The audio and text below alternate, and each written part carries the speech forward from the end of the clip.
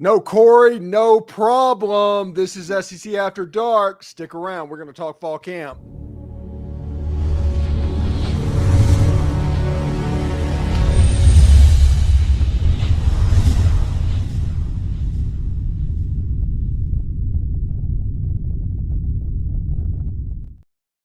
Corey's Lava logo starting out SEC After Dark. We had our Phil Collins to come in, 1980s music. Then we have lava flowing out of a logo. I'm watching a high school football game right now. I hope everybody is fired up for SEC After Dark. Hello, I'm Stephen Willis, joined by Jake Thomas. Boss Man's in the house and Mike Huseman. Jeb's not with us tonight. Corey's not with us tonight. And, of course, you can't have Alex and Boss Man. I mean, Boss Man and Hammer. That just doesn't happen. Yeah, they're the same people. So basically the same thing. Interchangeable. Yeah, right. Yeah. The difference is a Fu Manchu every now and again. That's right. Yeah. We've got the bet settled, Boss Man, just in case Hammer did not come to you about it. If Texas A&M wins the game with Texas, the Fu Manchu's coming back. Good. Mm-hmm. I like that a lot. I think that's good stuff. Hey, I was hyping it up on my show Tuesday night too. You know. Yeah, we were talking a little bit about back and forth. We were having fun on that. Yeah, that's right. We sure were. So, just had a nice little pick six in the Buford High School game. Are we that star for football that I'm just watching a high school game and being completely in? Yeah. I mean, the best player in the game is an A&M commit, Buford D tackle. Yeah. Oh, is that right? Dang, I should have it on. What am I doing? What are you doing, Boss Man? Slacking. Yeah. One of the commits is an Ole Miss commit, but Buford has a bunch of guys. Yeah, they do. This is the opening of their $65 million stadium tonight, too. Yeah, that thing's massive. So, well, it's not massive by Boss Man standards, but it's massive by Georgia standard. Yeah, for sure. Yeah, Texas high school football, we take it a little bit seriously around here. Yeah, I went down there for the underclassmen challenge way back in like 2012, and it was one of the Dallas area schools. The high school stadium had an upper deck. That's insane. Yeah, high school stadium. Selling legit tickets. I've seen tickets that look like, a Georgia ticket or an Alabama ticket. Yeah. Okay, we got suites and stuff like that, up in North Texas for sure. Yeah. It's nuts. We just got the bleachers, and it costs like $10 to get into the game down here in Alabama. So it probably costs $40 to just get a suite ticket. You'll still find that too. But even in West Texas, I remember driving. It's nothing like Allen High School or any of those kind of in North Texas. But driving out in West Texas every once in a while, you'll just pass this town. You'll look over. You're like, what the hell is that? It's the high school football stadium, and it holds the entire town, and the entire town is there. Friday Night Lights is real. Wow. Yeah, like that Odessa, San Angelo. They got some nice setups out there. Yeah, no doubt. Yeah, I guess I'm gonna say Central Texas, Midland, the Permian High School area. That stuff. I'll be interested to see if they make a comeback shortly and kind of become what they were. But especially now that apparently the oil money is just completely losing its mind again. Yeah. Did you guys see the Midland news a couple days ago? They're so they were Lee High School, then they changed to Legacy because of the Confederate connotations. Now they're changing back to Lee. Oh. Wow. Going back to being the Rebels, I think is what they're doing. Yep, that's exactly it.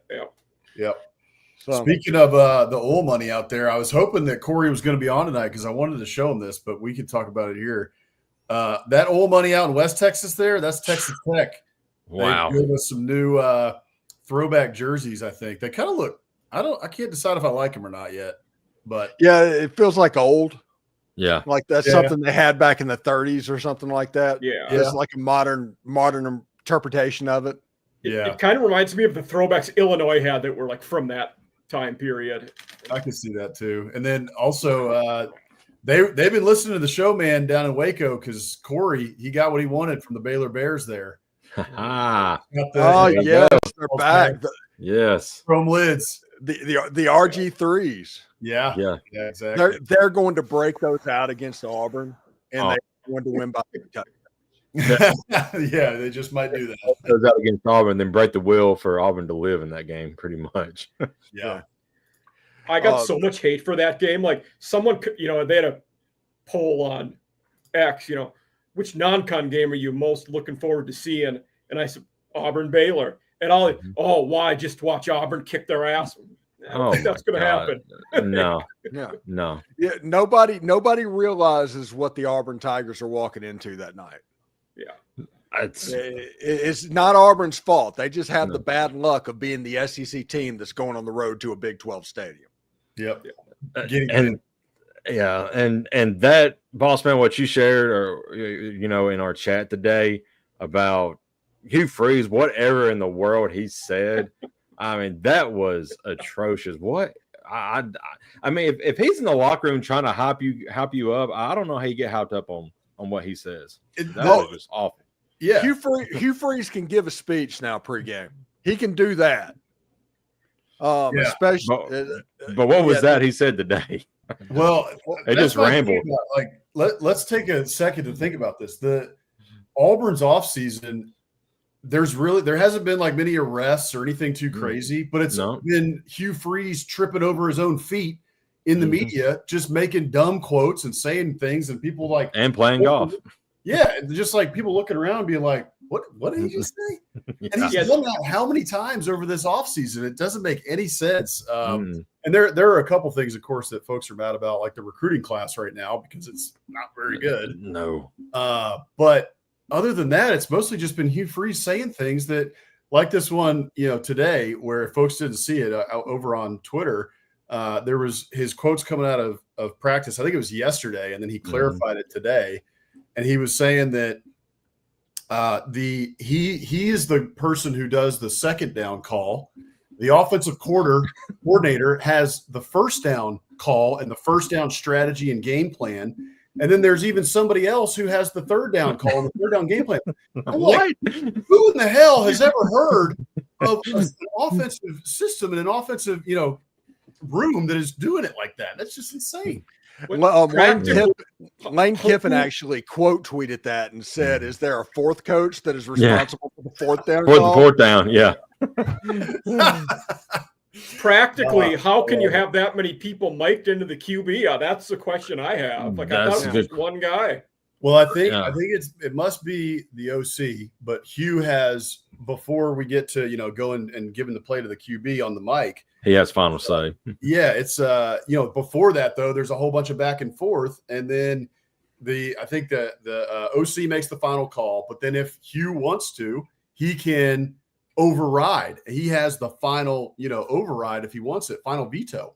It's like, are we going to snap the ball with like 4 seconds left every single time? Like, you guys what are we talking about here? That's insane. Their OC was a longtime Ole Miss guy, Derek Nix, too. Mm-hmm. Yeah. Steve, did you get to know him in your time there? Derek Nix was after my time. Okay. He got there Ole Miss in 2008. I left in 2007, early part of 2007. Gotcha. 2007 BC. Yeah. Right.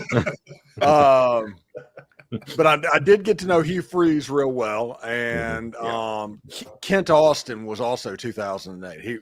He's another Ole Miss guy. Mm-hmm. Okay.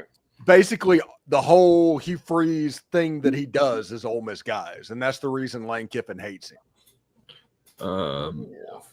Thank you, Emily, for reposting this stream. Yeah. Right. Anyway, it's been a weird offseason down there in Auburn, and not to mention, it just seems like it's like every other week, and now that we're getting into the media's all over it every other day. There was a clip today of him, throwing his visor and losing it on Jackson Arnold, and during an open practice when media is present. He's going to be doing that a lot. Hey, that happens in practices all the time, right? That can happen. That's just football practice. But at the end of the day, you have to be cognizant of a coach that there's already sort of a narrative slipping out there that kind of you started by saying the defense is taking it easy on them. Mm-hmm. That people don't think that Jackson Arnold's having a very good offseason and getting ready for the season. And now you're over here with media present, throwing your visor and losing your mind on the kid. Like, Yeah. What's going on there, man? It's weird. And also, what's funny is you talking about the recruiting class right now, and I keep up with some of the talking heads of Auburn, Twitter, and they was like, okay, starting August, that's when Auburn's going to kick in with recruiting. So we're at the pretty much the end of August, and they still have not got a major recruit. They've had a few guys I think have kind of put them on their list. That's 4 or 5 star guys, but I mean nobody's committed to him yet. So who knows? Nope. Got to win this fall, man, because otherwise, the wheels could fall off this sucker real quick. Absolutely. Yeah. We need Hugh Freeze to get fired. You talk about players transferring to Ole Miss on the table. Yeah, there's a couple of guys off of that roster that I'd really want. Hey, What's up, boys? What's going on, man? Well, you in the locker room? Catch me up. Oh, we looked at Texas Tech's new uniforms that are throwbacks. We talked about how Auburn's going to be in a lot of trouble when they get down to Baylor, and we're watching Buford and Milton on ESPN2. Hey, I want to get your take here, man. I'm glad you just made it because the Baylor Bears have been listening to the show, and they took on your chrome lids. They brought them back, and they got your bear claws on the side there. Hey, they've been listening for sure. They got rid of the old school unis. At least I don't know if it's going to be full season, but it looks like they might have made those their primary again. So yeah, those are pretty nice, man. Yeah, those are nice. What you been up to, Corey? Matt, I'm still here. in the press box.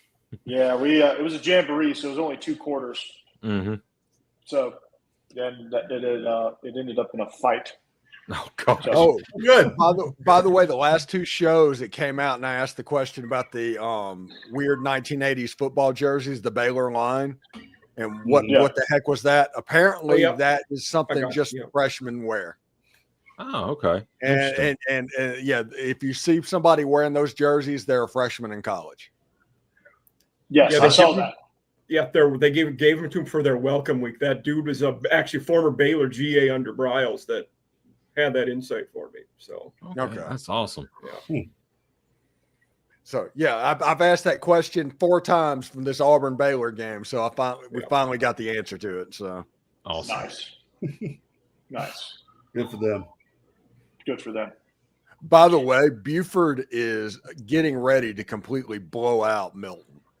Oh, that's impressive, dude. Because Milton is, I don't know if you got, I mean, obviously, I don't know that y'all are experts on Georgia high school football, but Milton is a powerhouse of their own right.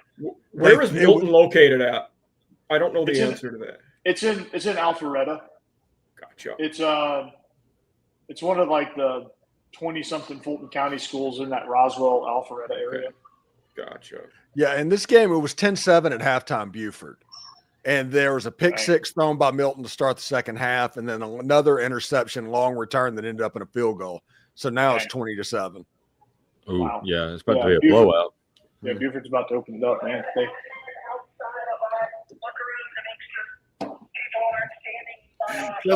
Tornado shelter. Yeah. Streaming live from the tornado shelter. Yeah. Oh man, that's good. Good stuff. Yeah, we're gonna. Oh gosh, this is great. Man, speaking of uniforms, we ought to talk Vols going. Oh yeah. Yes. Adidas, man, what's going on with that? Yeah. Boo. Apparently, they got $20 million to do it. I mean, you can't turn that down, obviously, but God, it's such a bad decision. Yeah. I honestly think it affects recruiting to some degree. I mean, hey, the Aggies have been Adidas for a long time now. I actually don't think they do a terrible job with our uniforms anymore. But every other school that is Adidas for the most part is kind of garbage. So Mississippi State's trash.